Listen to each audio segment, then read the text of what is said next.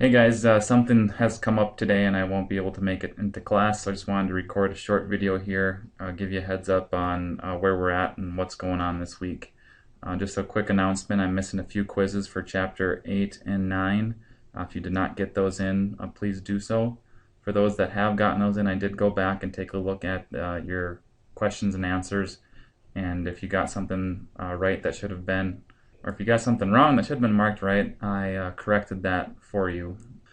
I am missing a few lab assignments for Chapter 9. I know a few of you guys had run into some problems, so we'll try to take a look at that on Thursday when we meet again, or if you catch me sometime before that, we can take a look at it as well. So we're on to Chapter 10. We've gone through the material for Chapter 10 already. It was about Terminal Services Gateway. For Chapter 10, you guys are going to have a homework quiz and the lab assignment due this Sunday. You can see coming up here next week, we're going to have our test over Chapters 8, 9, and 10. Next Tuesday, we will review 8, 9, and 10, and then next Thursday, we will test 8, 9, and 10. Remember the basic concept between a terminal service gateway here is that we're able to secure our connection. We're not just going to be using straight remote desktop protocol directly to our terminal server or directly to a remote desktop server. Instead, what we do is use a certificate, and over SSL we secure our RDP protocol and we communicate with the gateway server. The gateway server acts as the middleman to then communicate over the RDP protocol to the terminal server. So again, we're not making a straight connection right to the terminal server over RDP. We're making a secure connection over SSL to a middleman known as the gateway, and then the gateway will relay the information to our terminal server. For the lab assignment, what we're going to do is our gateway server is also going to be our terminal server. So this one box here is going to be the terminal server and the gateway server, which is not a very good practice. They should be separate boxes, but we don't want to have a third virtual machine up and running to slow things down. So we're going to have them both be the same box. It will at least give you an idea of how to set it up and how to configure it. So here's the lab assignment. What we're going to do is use our Windows 7, or if you have Windows 8, your physical desktop machine as our test machine. So your Windows 7 or Windows 8 machine is going to be this PC out on the internet, we'll pretend. In order to do that, we need to give our VMnet1 card an IP address on the same network as our other servers, and make sure that the preferred DNS on our VMnet1 card is set to the IP address of our first server. So for my setup, my first server is 1111, my second server is 1112, and I set the VMnet1 card of my PC to 1115, and I set the preferred DNS on that VMnet1 card to 1111. After that, I made sure I could ping by name and IP address to all of my servers before continuing on. You're then going to install the Remote Desktop Gateway Services role. You can do this through the Add Roles wizard. As you're going through the Add Role wizard, it's going to ask you about creating a self-signed certificate. And when you do this, it wants the fully qualified domain name of your second server. So in my case, it's server2.contoso.com. You need to then install that certificate that you created onto your second machine so that it's trusted.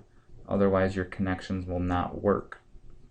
Also in that tool, you can create what are known as CAP policies and WRAP policies. These are just ways in which you can further secure your remote desktop connections.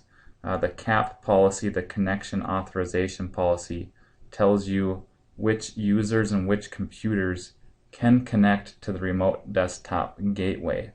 So we're going to say that only domain admins can connect to the gateway, that we're going to use passwords for authentication. We won't set up any specific client computer groups, but you could dictate only certain computers that can connect to the gateway server. And we will allow device redirection so that we can connect local drives and local printers to the remote desktop server. We also then have a RAP policy, the resource authorization policy. This dictates which resources you have access to after you've been authenticated on the gateway server. Basically, it says these are the terminal servers or the remote desktop servers that you have access to after you've been authenticated from the gateway. After you get it all set up, you will go to your remote desktop connection on your Windows 7 machine. You will remote desktop into your second server by using your remote desktop gateway settings. A bunch of different screenshots I'm looking for here. A screenshot of the home page of your remote desktop gateway manager. This will show that you have it installed and configured and that a certificate's being used. It will also show you have policies. I want a screenshot of your CAP policy. This should show me that only domain admins have authentication or have access. A screenshot of your RAP policy. A screenshot of your remote desktop client program set to use the gateway server. A screenshot of a successful connection of your remote desktop to your second server. So you can see I'm connected remote desktop to my second server here.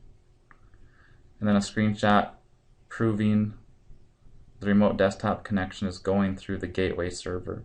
And to do that, you go into your remote desktop gateway manager, go under the monitoring folder or tab, and you can see here that we are connecting from my client at 1115 to this gateway machine, and I'm using the Contoso administrator account. So after you have this set up, all connections to your remote desktop server are going to be secured through SSL. Currently what you guys have set up, nothing is secure. The only thing that is partially secure is your remote desktop website you set up. What that is doing is that's securing the actual website, but not the connection to the programs that you have listed there. Adding the remote desktop gateway will secure the connection from the program to the remote desktop server.